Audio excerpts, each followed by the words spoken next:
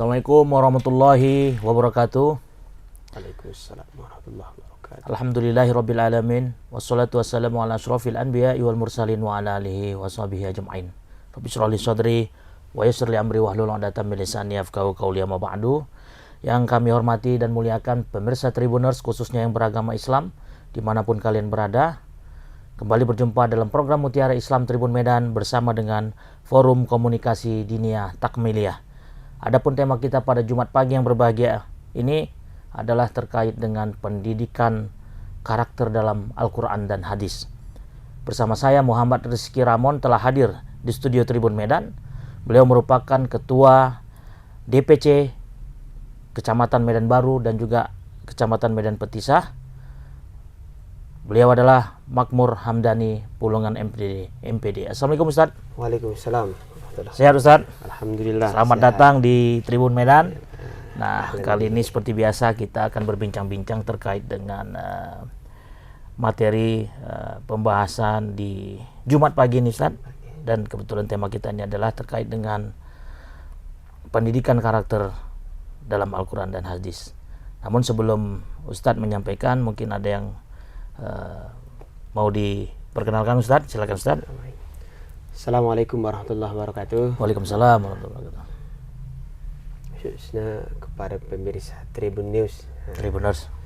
Di Jumat pagi hari yang berkah ini, alhamdulillah kita bisa bersuah Ya. di tempat yang sangat berbahagia ini. Oh, iya. Bahagia Pak adik saya. Diundang ke sini Pak ya. Siap.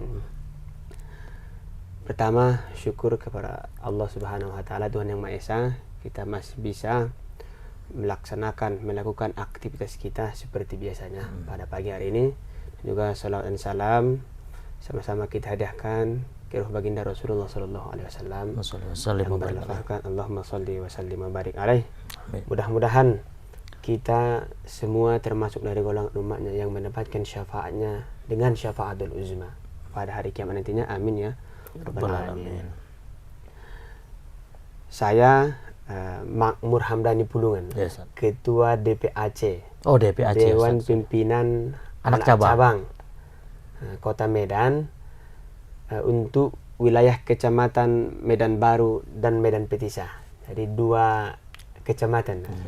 Sekaligus kepala sekolah Oh, oke. di STIT Al-Quran As-Sakinah Komplek Citra Garden Medan. Oh, oke. Baik Ustaz. Nah, jadi terkait dengan tema ini Ustaz, mungkin ada yang mau Ustaz berikan seperti prolog ataupun mukadimah ya dalam topik tentang karakter ini.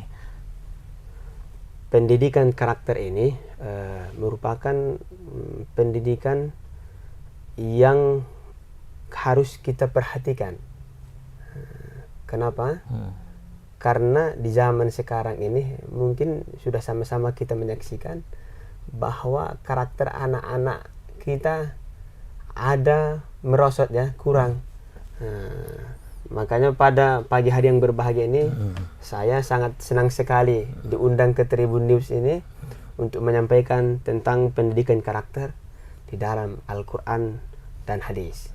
Oleh sebab itu mari sama-sama kita menggali lebih dalam apa sebenarnya pendidikan karakter di dalam Al-Quran dan Hadis. Itu saja untuk pendahuluan. Nah, pertanyaannya Ustaz, apakah Ustaz melihat saat ini memang karakter khususnya ya anak-anak kita lah ya dalam hal menuntut ilmu, mungkin dalam hal bergaul ataupun mungkin dalam bertegur sapa dengan orang tua, dengan saudara dan lain halnya, apakah ada cenderung menurun ataukah memang perlu ada upaya yang lebih keras lagi untuk memberikan pemahaman bahwasannya karakter itu penting sejak usia dini? Apa yang Ustaz lihat dari situasi saat ini Ustaz?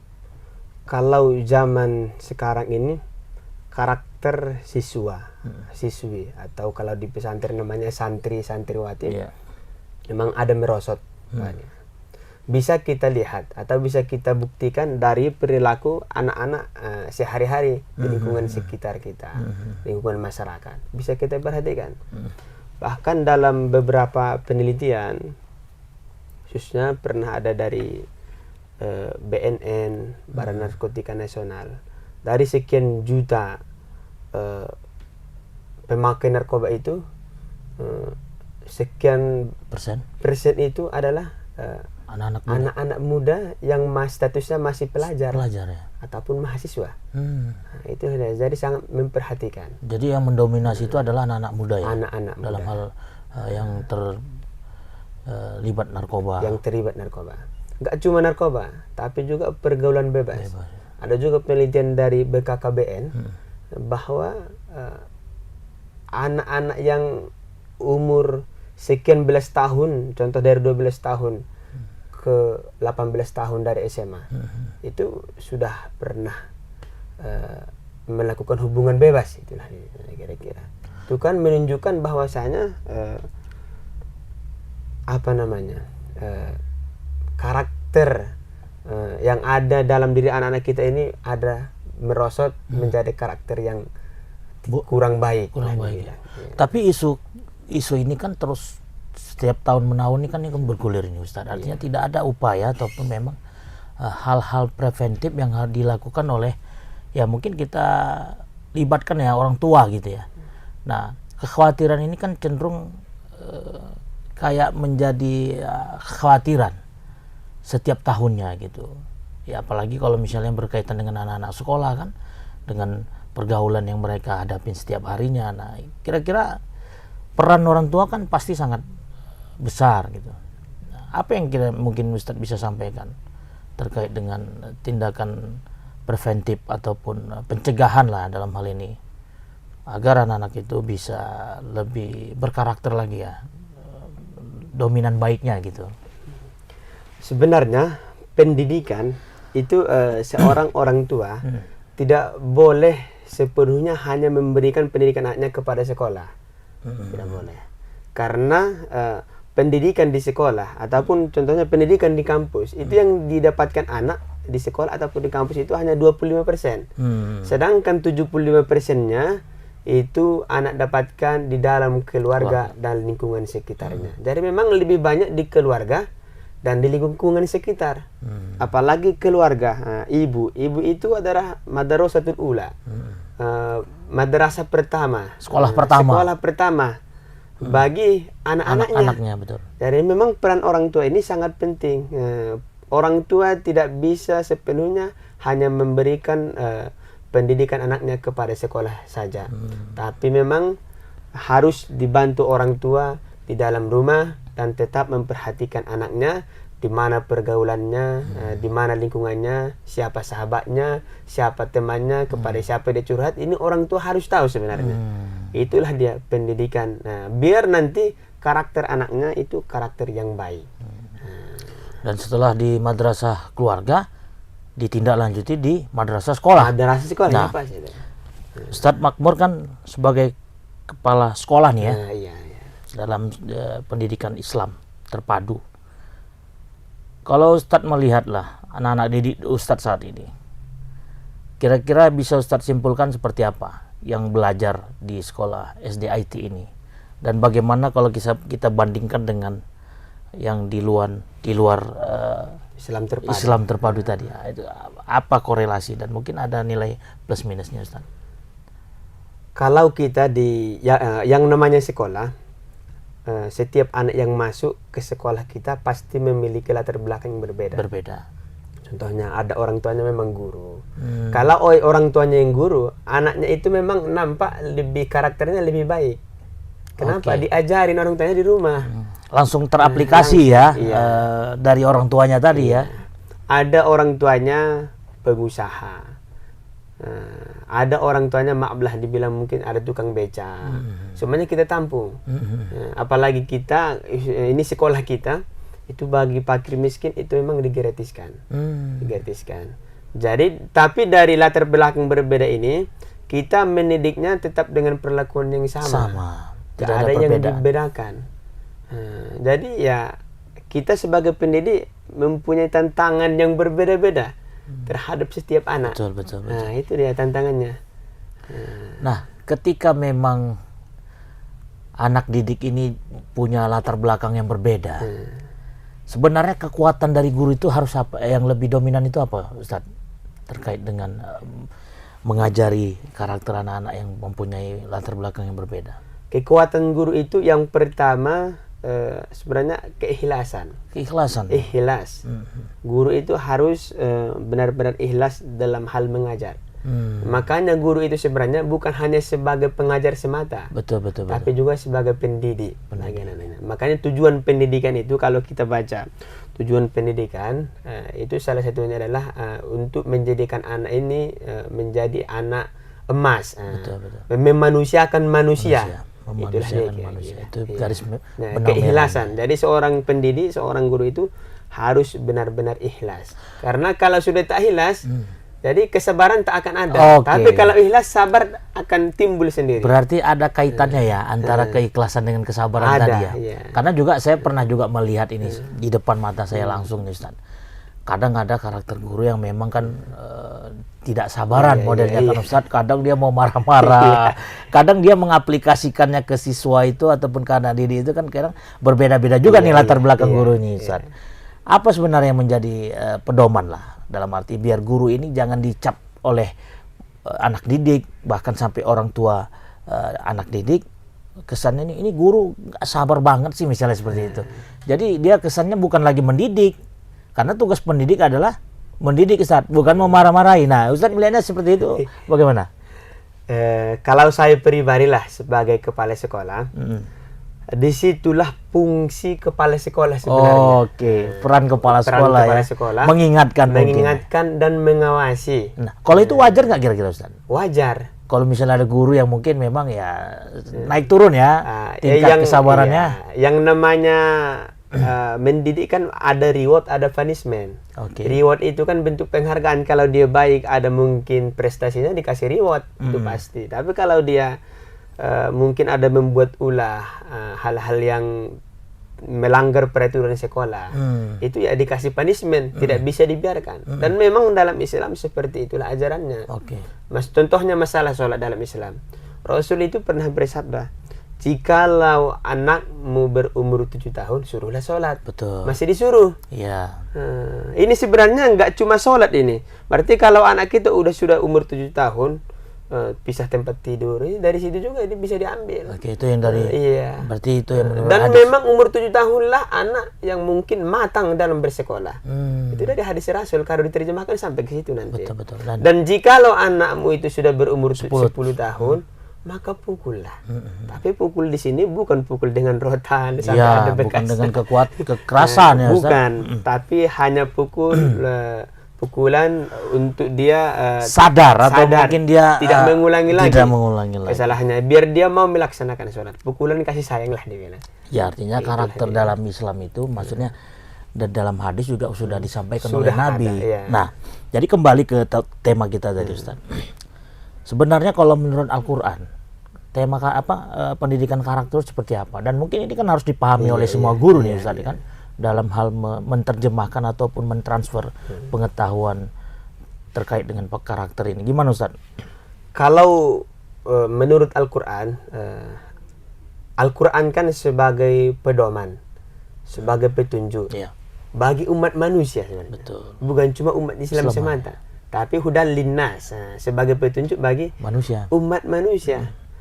Karena di dalam Al-Quran ini sebenarnya dari semua aspek itu ada diatur, baik itu tentang pendidikan, tentang sosial, tentang politik, tentang bermasyarakat.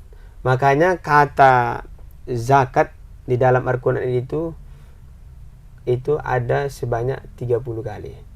Kata solat ada 30 kali. Tinggal dari 30 kali kata solat dalam Al-Quran, dia itu selalu bergandengan dengan kata zakat sebanyak 27 kali. Itu menunjukkan bahwa solat itu kan hablum minallah, hubungan kepada Tuhan, kepada Allah. Berarti itu kesalehan pribadi. Sedangkan zakat itu hablum minannas, hubungan kepada manusia. Jadi itu bisa kita kategorikan antara karakter kita kepada Allah dan karakter kita kepada manusia juga ya, seperti itu ya. Kesalehan sosial. Jadi memang harus seimbang antara saleh sosial dengan saleh pribadi. Itu dia, harus seimbang. Dalam Al-Quran sudah dijelaskan itu. harus seimbang. Tidak bisa kita hanya sholat ngaji, sedangkan di dalam lingkungan sekitar kita mengabaikannya. Tidak bisa. Atau contohnya di dalam Al-Quran surah Luqman ayat 12-14. Di situ ada tentang karakter cara bersyukur, macam mana karakter iman, bagaimana karakter berbuat baik kepada orang tua. Itu dijelaskan Allah di surah Luqman ayat 12 ada kata-kata anishkur lillah, yaitu bersyukurlah kepada Allah. Itu berarti mau kondisi seperti apapun kita harus tetap bersyukur kepada Allah Subhanahu wa taala. Apalagi zaman ini Covid baru habis ya, baru selesai. Mungkin dulu pas baru-baru Covid ada yang restorannya tutup. Enggak sabar juga dulu waktu menghadapi Covid tuh, Ustaz. Ojol pendapatannya berkurang ya, betul. Itu memang harus banyak sabar-sabar. Betul. Karena di lanjutan ayat ini sebutkan jikalau kita bersabar itu untuk diri kita sendiri. Dan juga di dalam ayat yang lain sudah jelas Allah menyebutkan la in syakartum la azidannakum wa la in kafartum inna adzabi lasyadid. Jikalau kamu bersyukur atas nikmat yang aku beri, niscaya aku akan tambah. Tapi jikalau kamu kufur tak mensyukurinya, maka rasakanlah azabku yang amat pedih. Itu sudah jelas ya. Kemudian di ayat 13 ada tentang iman. Iman ini memang pondasi utama seorang yang menganut agamanya. Kalau muslim ya iman, ada rukun iman namanya itu. Kalau agama yang lain ada juga. Ini memang pondasi utama bagi seorang penganut agama, bahwa harus kuatlah imannya. Itu la tusyrik billah, jangan mensyirikkan Allah Subhanahu wa taala. Dan iman ini sifatnya naik turun. Itu karena kita manusia biasa. Betul. Kalau dia para malaikat stabil aja, Ustaz. Dia stabil rata. Kalau disuruh Tuhan rukuk aja sampai kiamat. Sampai belum ada perintah. Tapi kalau dia para nabi dan rasul makin hari makin naik. Oh gitu ya, Ustaz. Itu dia. Kalau itu kita kaitannya dengan karakter juga tuh, Ustaz. Karakter juga. Iya, ya? Karena memang para nabi dan rasul itu dibimbing. Betul. Langsung Allah yang membimbing. Kalau manusia biasa, Ustaz, manusia biasa naik turun ya. Al-imanu yazidu bit-ta'ah. Iman itu bertambah kalau kita taat. Wa yanqusu bil maksiyah. Dan dia turun kalau kita lagi banyak maksiat. Oh gitu. Nah, gitu ya. Sekarang kan kita rajin sholat. Betul, Ustaz. Iya, rajin baca Quran. Tiba-tiba besok udah maksiat. Oh, berarti memang yang menyebabkan naik turunnya kadar keimanan seseorang itu kestabilan dia dalam hal beribadah itu ya karena faktor tadi perbuatan baik dan buruk juga ya, Ustaz ya. Dan juga faktor lingkungan. Ada juga ya faktor teman, faktor sahabat. Tapi seharusnya kan dengan kita berlingkungan tadi, bermakhluk sosial tadi kan kita membawa aura positif, bukan kita sebaliknya malah kita ngikut negatif. Nah itu gimana, Ustaz?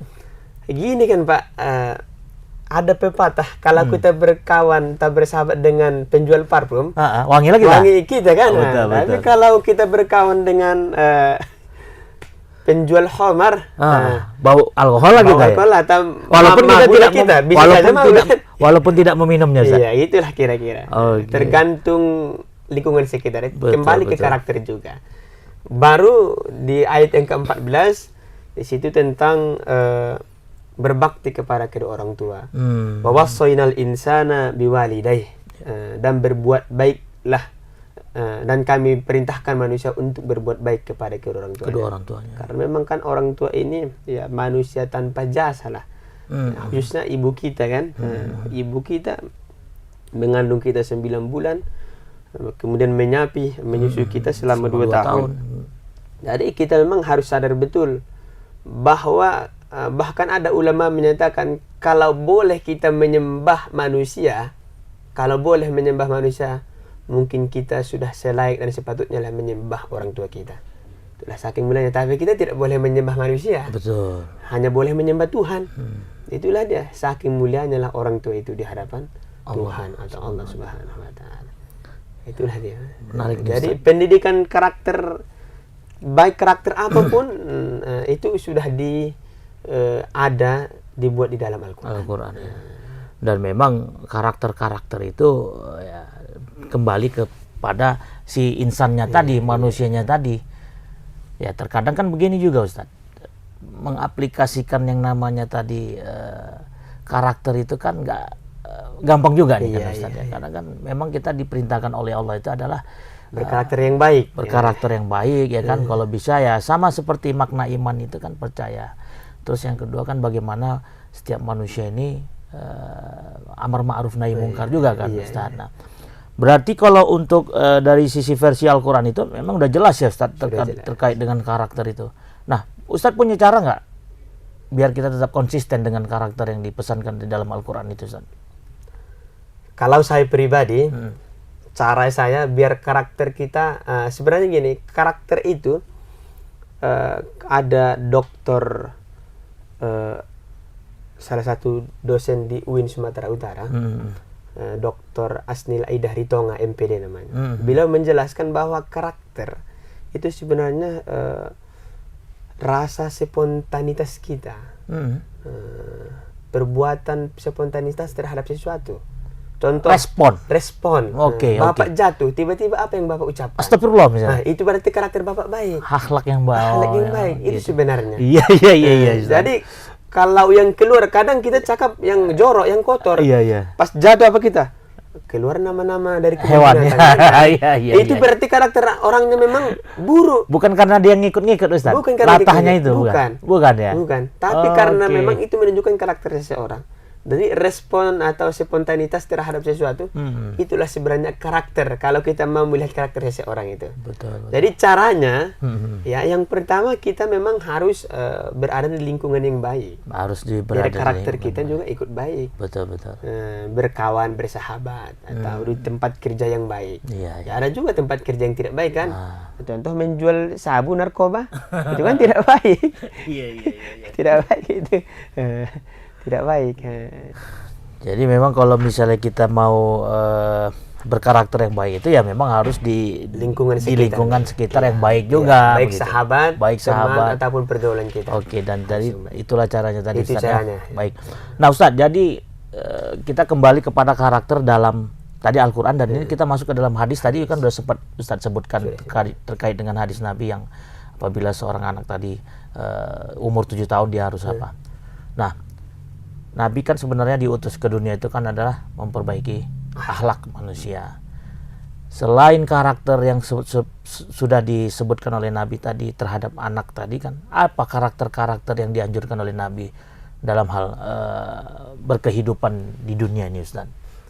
Karakter kita untuk hidup sebenarnya sudah ada pada diri Nabi. Karena ada hadisnya, innama bu'itsu liutammima makarimal akhlak. Sesungguhnya aku diutus adalah untuk menyempurnakan akhlak yang mulia. Bahkan dalam hadis yang lain bahwa Rasul pernah menyebutkan bahwa akhlak saya adalah Al-Quran. Betul. Al-Quran itulah akhlaknya. Betul. Makanya kita khususnya sebagai seorang muslim lah. Iya, muslim.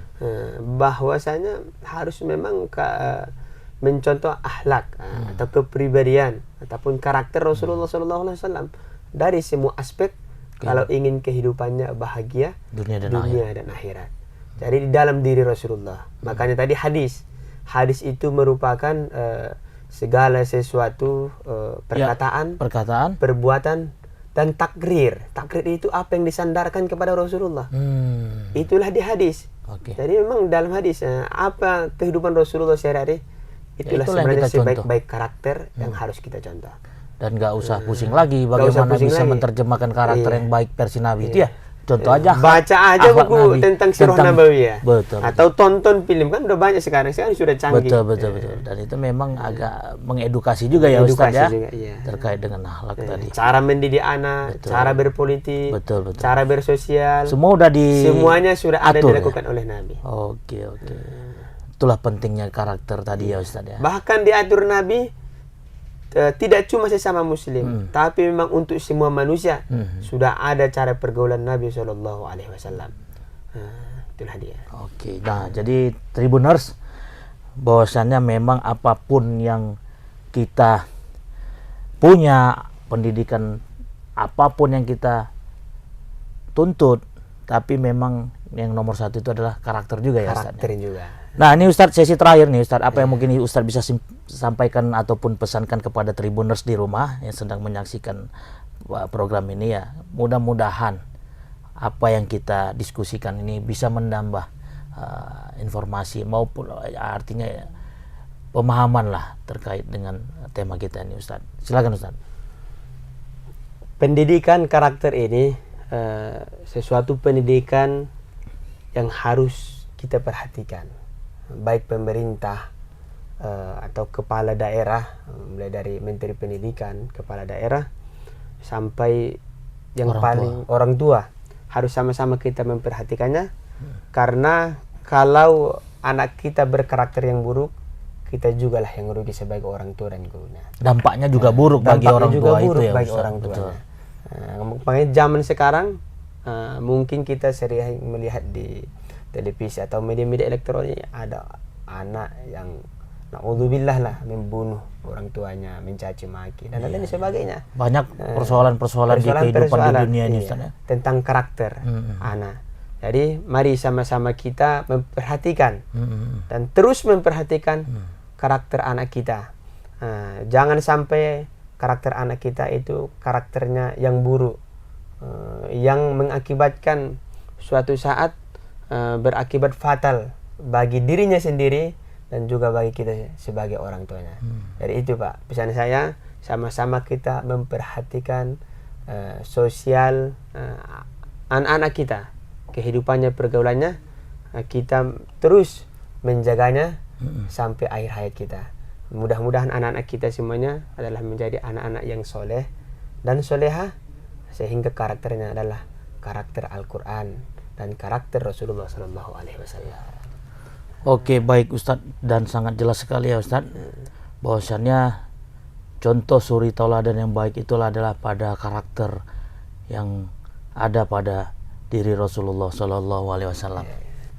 Baik Tribuners, terima kasih Ustadz Makmur atas ilmu yang disampaikan, dan juga kepada pemirsa Tribuners, terima kasih atas waktu yang diberikan. Semoga apa yang menjadi perbincangan ini dapat menjadi khasanah keilmuan yang baru juga bagi pemirsa Tribuners dalam memaknai tema kita tentang pendidikan karakter yang ada di dalam Al-Quran dan hadis. Amin amin ya rabbal alamin.